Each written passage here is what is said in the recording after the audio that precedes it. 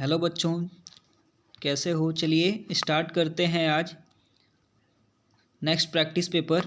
देखिए पहला क्वेश्चन दे रखा है इसमें कि एक छात्र ने 4 रंगहीन विलयनों ए बी सी तथा डी का पीएच मान ज्ञात करने के लिए पीएच पत्र का उपयोग करके लाल, नीला, हरा तथा संतरी प्राप्त किया। छात्र द्वारा दिया गया सही परीक्षण है। बताइए, छात्र द्वारा सही परीक्षण होगा। पहला है 1, 2 और 3 तीनों अम्लीय हैं। दूसरा है 1 और 4 अम्लीय हैं। तीसरा है कि 2, 3 और 4 क्षारीय हैं। चौथा ऑप्शन है 2 और 4 क्षारीय हैं। बताइए इसमें से कौन सा सही है। सही ऑप्शन क्या हो जाएगा? 2, 3 और 4 क्षारीय हैं। क्या हो जाएगा? 2, 3 और 4 क्या हैं? क्षारीय हैं। चलिए अगले क्वेश्चन की ओर चलते हैं।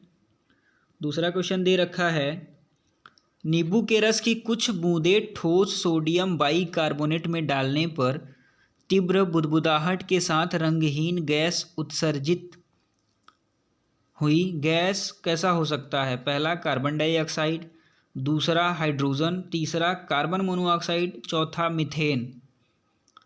ये प्रश्न आया हुआ है सीबीएसई बोर्ड परीक्षा 2020 में।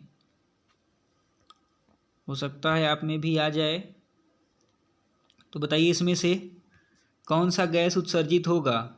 Carbon dioxide, hydrogen, carbon monoxide या मीथेन। बुदबुदाहट के साथ रंगहीन गैस उत्सर्जित हुई है। बताइए इसमें हाइड्रोजन गैस उत्सर्जित होगा। कौन सा? Hydrogen, option B. ठीक है, चलिए नेक्स्ट क्वेश्चन पे चलते हैं। अगला क्वेश्चन दे रखा है कि उत्तल लेंस की फोकस दूरी होती है। पहला, उत्तल लेंस के फोकस और ध्रुव के बीच की दूरी। दूसरा, उत्तल लेंस के फोकस और दोगुनी फोकस 2f के बीच की दूरी। तीसरा है उत्तल लेंस के फोकस और प्रकाशिक केंद्र के बीच की दूरी। चौथा है उत्तल लेंस के प्रकाशिक केंद्र और दोगुने फोकस के बीच की दूरी। बताइए इन चारों में से कौन सा सही है। उत्तल लेंस की फोकस दूरी होती है।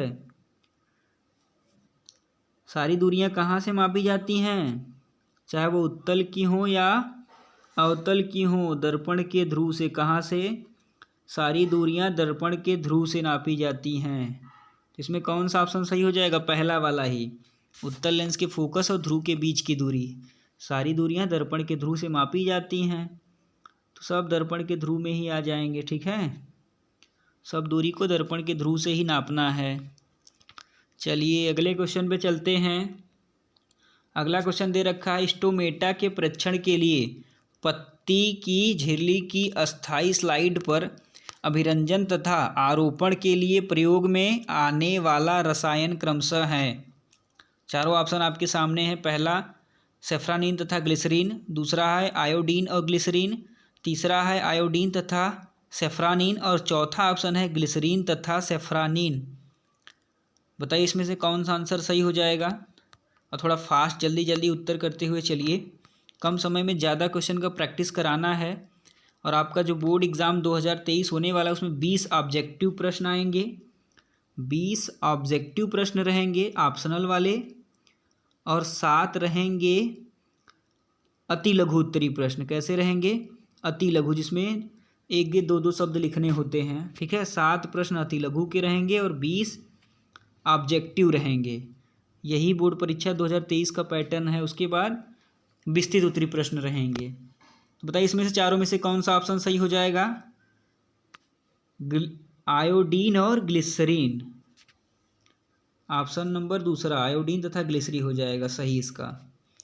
चलिए अगले क्वेश्चन पे चलते हैं। अगला क्वेश्चन दे रखा है श्वसन के दौरान CO2 गैस उत्सर्जित होती है दर्शाने के लिए प्रयोग में KOH विलयन का क्या उपयोग है। KOH क्या होता है? जल का अवशोषण करता है। ठीक है, पढ़िए इसमें चारों ऑप्शन। पहला जल का अवशोषण, दूसरा CO2 का अवशोषण तथा फ्लास्क में आंशिक निर्वात पैदा करना, जल उत्सर्जित करना, अंकुरित बीजों के लिए ऊर्जा उत्सर्जित करना। तो पहला ही ऑप्शन इसका सही हो जाएगा, जल का अवशोषण करना। ठीक है, जल का अवशोषण करना ही एकदम बिल्कुल सही ऑप्शन हो जाएगा। चलिए अगले क्वेश्चन को देखते हैं।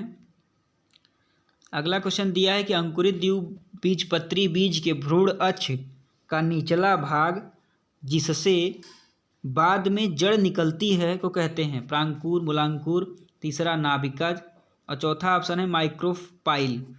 तो इन चारों में से बताइए क्या कहते हैं इसको। प्रांकुर, मूलांकुर, नाभिका, क्या कहते हैं? क्या कहते हैं? प्रांकुर कहा जाता है। पहला ही ऑप्शन सही है, प्रांकुर। चलिए अगले क्वेश्चन पे चलते हैं। अगला क्वेश्चन दे रखा है लोहे तथा कॉपर सल्फेट के जलीय विलयन की अभिक्रिया के कुछ समय पश्चात रंग में होने वाला परिवर्तन।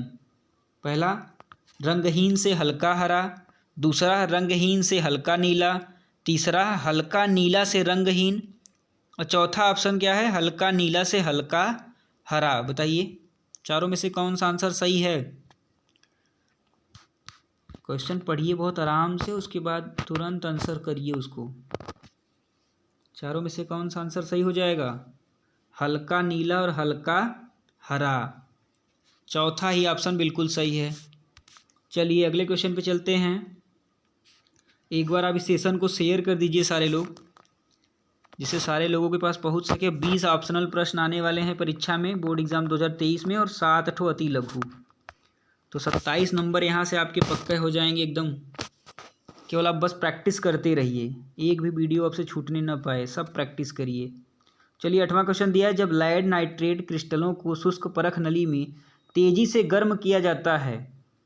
पहला ऑप्शन है क्रिस्टल तुरंत पिघल जाते हैं, दूसरा ऑप्शन है भूरा अवशेष बचता है, तीसरा ऑप्शन है सफ़ेद धुआं बनता है और चौथा ऑप्शन है पीला अवशेष बचता है।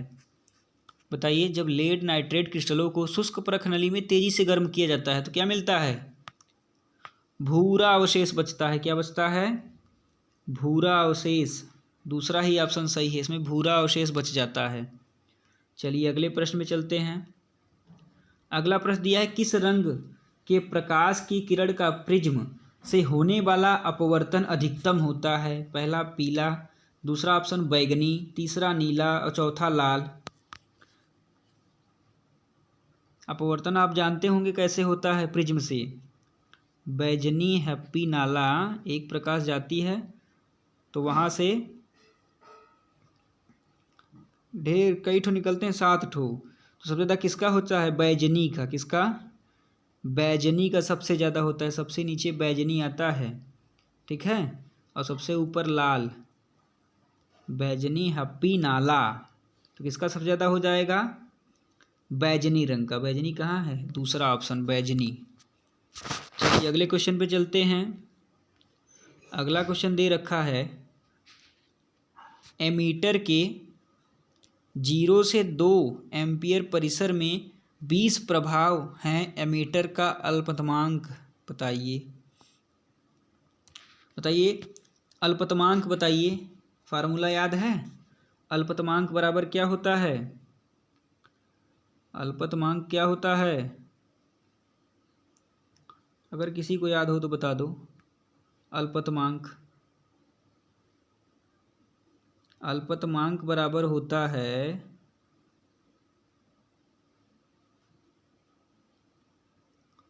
परिसर